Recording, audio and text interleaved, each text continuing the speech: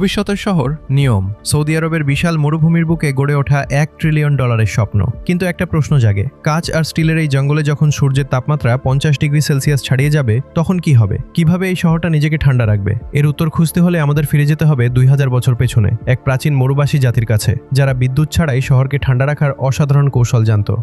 ভাবুন তো, কোনো বিদ্যুৎ বা এসি ছাড়াই একটা গোটা শহরকে ঠান্ডা রাখা। আজকের দিনে এটা কল্পবিজ্ঞানের মতো শোনালেও হাজার হাজার বছর আগে কিছু সভ্যতা ঠিক এটাই করে দেখিয়েছিল।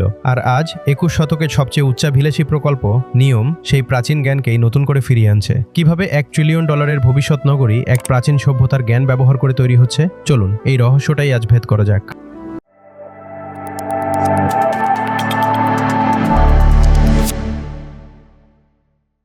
নিয়ম আসলে কি? সংক্ষেপে, এটা শুধু একটা শহর নয়, বরং মানুষের জীবনযাত্রাকে নতুন করে সংজ্ঞায়িত করার একটা প্রচেষ্টা। সৌদি আরবের উত্তর পশ্চিমে লোহিত সাগরের তীরে প্রায় 26,500 বর্গ কিলোমিটার এলাকা জুড়ে এই মেগা প্রজেক্টটি তৈরি হচ্ছে, যা বেলজিয়ামের চেয়েও বড়।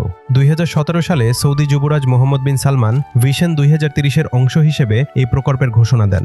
এর মূল লক্ষ্য হল দেশের অর্থনীতিকে শুধু তেলের ওপর নির্ভরশীল না রেখে জ্ঞান, প্রযুক্তি আর পর্যটনের দিকে এগিয়ে নিয়ে যাওয়া।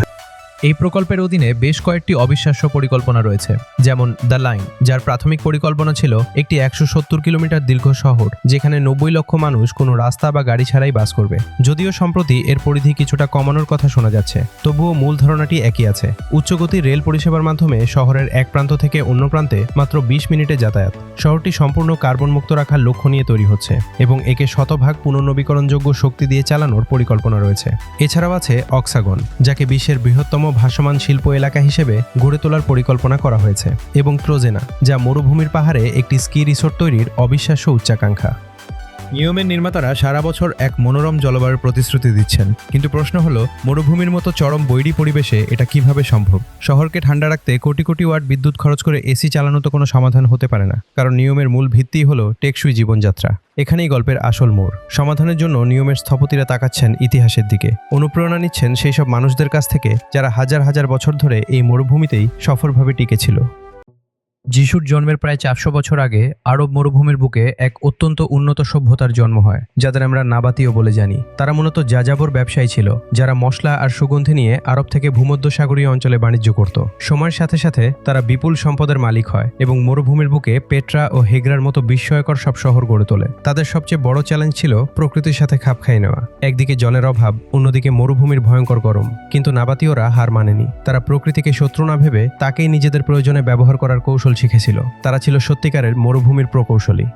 তারা বৃষ্টির জল ধরে রাখার জন্য পাথরের মধ্যে বিশাল বিশাল জলাধার তৈরি করেছিল। তবে তাদের আসল দক্ষতা ফুটে উঠেছিল স্থাপত্যে। তারা পাহাড়ের পাথর খোদাই করে আস্ত শহর তৈরি করেছিল। এই পাথরের ঘরগুলো দিনের বেলায় বাইরের তাপ থেকে আশ্রয় দিত এবং রাতের বেলায় ঠান্ডা থাকত। শহরকে ঠান্ডা রাখার জন্য তারা আরও কিছু উন্নত কৌশল ব্যবহার করত, যা আজকের আধুনিক প্রকৌশলীদেরও অবাক করে দেয়।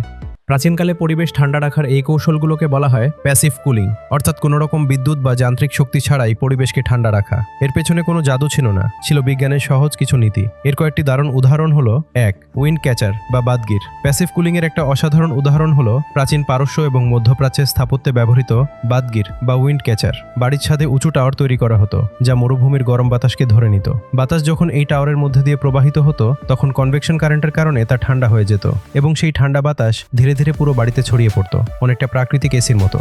2. উঠোন বা কোর্টইয়ার্ড। মধ্যপ্রাচ্যের স্থাপত্যে বাড়ির মাঝখানে একটি খোলা উঠোন রাখা ছিল একটি সাধারণ কিন্তু কার্যকর কৌশল। দিনের বেলায় এই উঠোন ছায়া দিত এবং রাতের বেলায় ঠান্ডা বাতাস ধরে রাখত। অনেক সময় উঠোনের মাঝখানে একটি ছোট ফোয়ারা বা জলের পাত্র রাখা হতো। জলের বাষ্পীভবন আশেপাশের বাতাস থেকে তাপ শোষণ করে নিত, যার ফলে পুরো এলাকা ঠান্ডা থাকত। 3. Thermal mass. নাবাতীয়রা ঘরবাড়ি তৈরির জন্য পুরু পাথর বা মাটির ইট ব্যবহার করত, যা তাদের ইঞ্জিনিয়ারিংয়ের অন্যতম সেরা নিদর্শন। এই উপাদানগুলোর তাপ শোষণ করার ক্ষমতা অনেক বেশি। দিনের বেলায় যখন বাইরে প্রচণ্ড গরম, তখন এই দেয়ালগুলো ধীরে ধীরে তাপ শোষণ করে ঘরের ভেতরটা ঠান্ডা রাখত।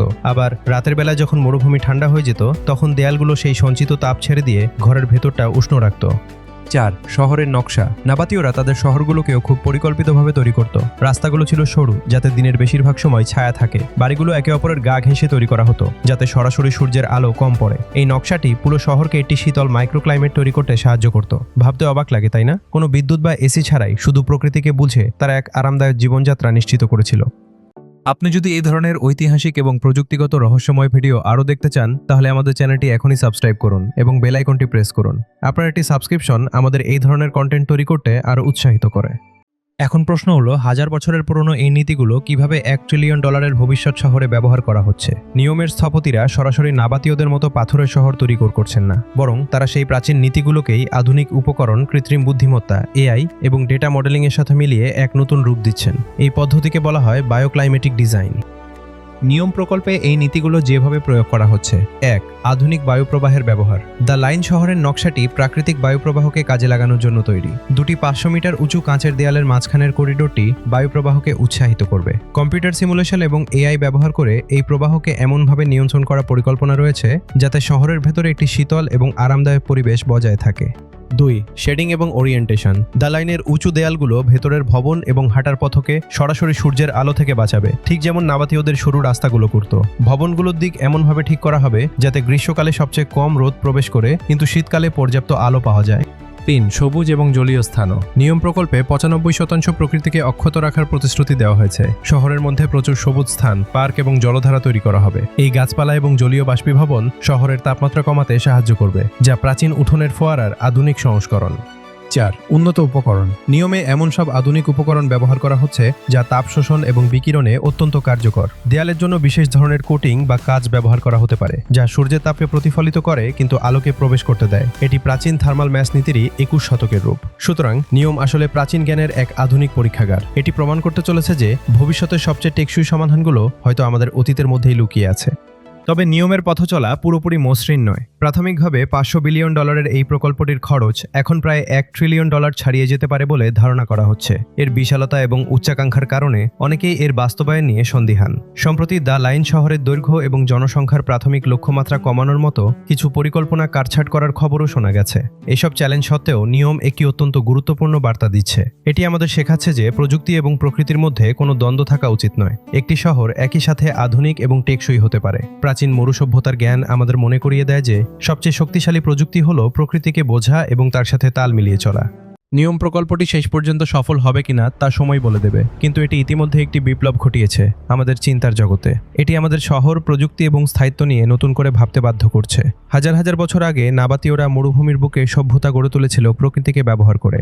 আজ নিয়ম সেই একই মরুভূমিতে ভবিষ্যতের স্বপ্ন আঁকছে, সেই প্রাচীন জ্ঞানকে পাথেয় করে। হয়তো ভবিষ্যতের সবচেয়ে বড় সমস্যার সমাধানগুলো কোনো নতুন আবিষ্কারে নয়, বরং আমাদের অতীতের ধুলোমাখা পাতাগুলোর মধ্যেই লুকিয়ে আছে। আপনার কি মনে হয় এই ধরনের আর কোনো প্রাচীন জ্ঞান আমাদের বর্তমান পৃথিবীকে বদলে দিতে পারে? আপনার মতামত আমাদের কমেন্ট সেকশনে জানান। ভিডিওটি ভালো লাগলে লাইক ও শেয়ার করতে ভুলবেন না। দেখার জন্য ধন্যবাদ।